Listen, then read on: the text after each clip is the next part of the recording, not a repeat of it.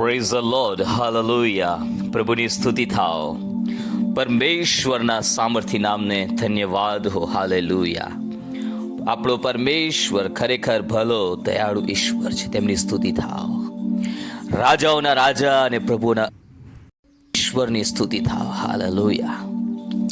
આજનું વચન ગીતશાસ્ત્ર 32 અને 9મી કલમમાંથી લેવામાં આવ્યું છે, જ્યાં પરમેશ્વર કહે છે, ઘોડા અથવા ખચ્ચર જેને કઈ સમજણ નથી, જેને કબજે રાખવા ચોકડા તથા લગામની જરૂર પડે છે, નહીં તો તેઓ તારી પાસે આવે નહીં, તેમના જેવો તું ન થા.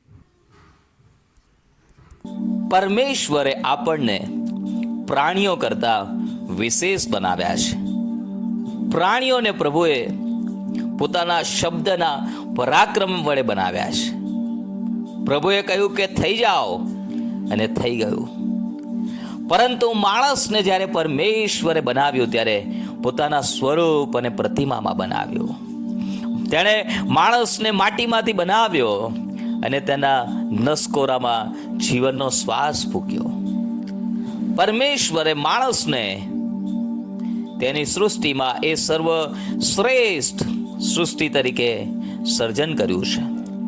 માણસને વિચારવાની, નિર્ણય કરવાની ક્ષમતા સાથે, બૌદ્ધિક ક્ષમતા સાથે બનાવવામાં આવ્યો છે. આપણે આપણા વિચારોનું આદાન પ્રદાન કરી શકીએ છીએ. આપણે નિર્ણય કરી શકીએ છીએ. ડિસિઝન મેકિંગ પાવર પરમેશ્વરે આપણને આપ્યો છે. પરમેશ્વરે આપણને ફ્રીડમ આપી છે, ફ્રી વિલ આપી છે, સ્વતંત્ર ઈચ્છા શક્તિ આપી છે. પણ પરમેશ્વર એવું ચાહે છે. ઘણીવાર માણસ આટલી બધી વિશેષ સૃષ્ટિ હોવા છતાં પણ એ તેના જીવન, તેનો વ્યવહાર એ પ્રાણીઓ કે જેમને કંઈ સમજણ નથી તેના કરતાં પણ ખરાબ હોય છે. માણસ ઘણીવાર પશુવત થઈ જાય છે ઘણી બધી બાબતોમાં. અને એટલા માટે પરમેશ્વરનું વચન આજે કહે છે, ઘોડા અથવા ખચ્ચર એ પ્રાણીઓ છે, તેમને કઈ સમજણ નથી. તેમને કબજે રાખવા માટે ચોકડા અને લગામની જરૂર પડે છે. તેમના માલિકો તેમને કંટ્રોલમાં રાખવાને માટે તેમને લગામ લગાવે છે, ચોકડા લગાવે છે, નહીં તો તેઓ પાસે આવે નહીં, માલિકની પાસે આવે નહીં. પણ આપણો પરમેશ્વર એવું નથી ચાહતો કે તે આપણને જબરજસ્તીથી તેમની આધીનતામાં લાવે, જબરજસ્તીથી તે આપણી પાસે પોતાની આજ્ઞાઓનું પાલન કરાવે. પરમેશ્વર તો એવું ઈચ્છે છે કે આપણે સ્વૈચ્છિક રીતે, વ્યક્તિગત રીતે આપણા જીવનોનું અર્પણ આપણા પ્રભુને કરીએ. આપણા શરીર, પ્રાણ અને આપણા આત્માનું અર્પણ આપણા પ્રભુને કરીએ. આપણા શરીરોનું જીવતું, પવિત્ર અને પરમેશ્વરને પસંદ પડે એવું અર્પણ આપણે કરીએ.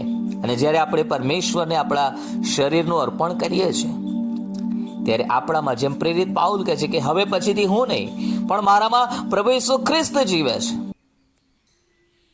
અને મારું જે જૂનું માણસપણું છે એ તો મેં વધસ્તંભે જડી દીધું છે. હાલેલુયા. પરમેશ્વર આવું ચાહે છે કે આપણે સ્વૈચ્છિક રીતે, પ્રેરિત પાઉલને પ્રભુ ઈસુ ખ્રિસ્તે દર્શન આપ્યા પછી પણ નિર્ણય તો પ્રેરિત પાઉલે જ કરવાનો હતો કે તે પ્રભુની સેવા કરશે કે પછીથી પ્રભુનો વિરોધ કરવાનું ચાલુ રાખે. આજે પણ આપણા માટે પ્રભુ તો આપણને તેના વચન દ્વારા કઈ માર્ગે ચાલવું તે બતાવે છે, શીખવે છે. તેના સેવક, પ્રબોધકો મારફતે તે આપણને બોધ કર્યા કરે છે, આપણને યાદ દેવડાવે છે. પણ આપણા ઉપર છે કે આપણે પ્રભુના માર્ગમાં ચાલવું છે કે પછી શૈતાનના માર્ગમાં. આપણે જીવનના માર્ગ પર ચાલવું છે કે મરણના માર્ગમાં. આપણે અનંતકાળના માર્ગમાં ચાલવું છે કે અનંતકાળના નાશના માર્ગમાં. નિર્ણય આપણે જ કરવાનો છે અને એ રીતે જીવન આપણે જીવવાનું છે. હા, જ્યારે આપણે નિર્ણય કરીએ છીએ, પરમેશ્વરને આધીન થઈએ છીએ, તેમની આજ્ઞાઓનું પાલન કરવાને માટે આપણે સમર્પણ કરીએ છીએ, ત્યારે પવિત્ર આત્મા આપણને સામર્થ્ય આપે છે, આપણી સહાય કરે છે.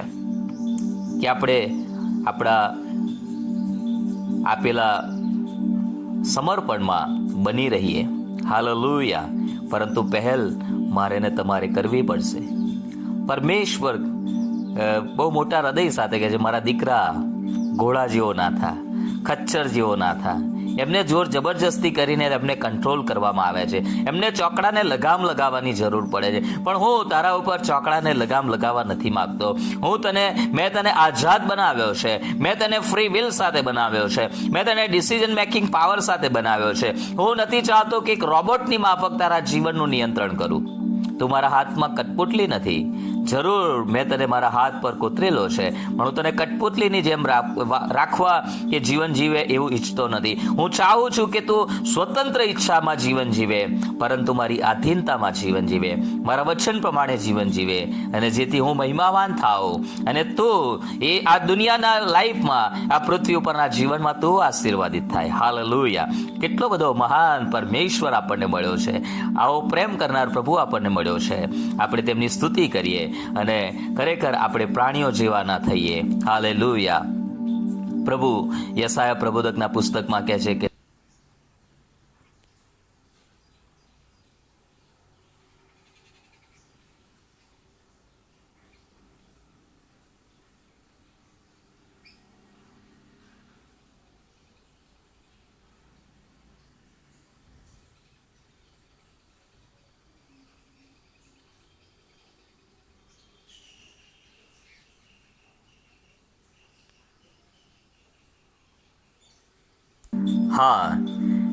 યશાયા પ્રબોધકનું પુસ્તક તેનો 1 અધ્યાય અને 3 કલમમાં પણ પરમેશ્વર કહે છે, બળદ પોતાના માલિકને ઓળખે છે ને ગધેડો પોતાના ધણીની ગભાણ જાણે છે, પણ મારો ઇઝરાયલ જાણતો નથી, મારા લોક વિચાર કરતા નથી. આજે પ્રભુ આપણા માટે આવી લાગણી ધરાવે છે કે બળદ પણ પોતાના માલિકને ઓળખે છે, ગધેડો પણ એની ગભાણને જાણે, પણ મારા લોક જે મારા નામથી ઓળખાય છે અને તેઓ બિલકુલ વિચાર કરતા નથી.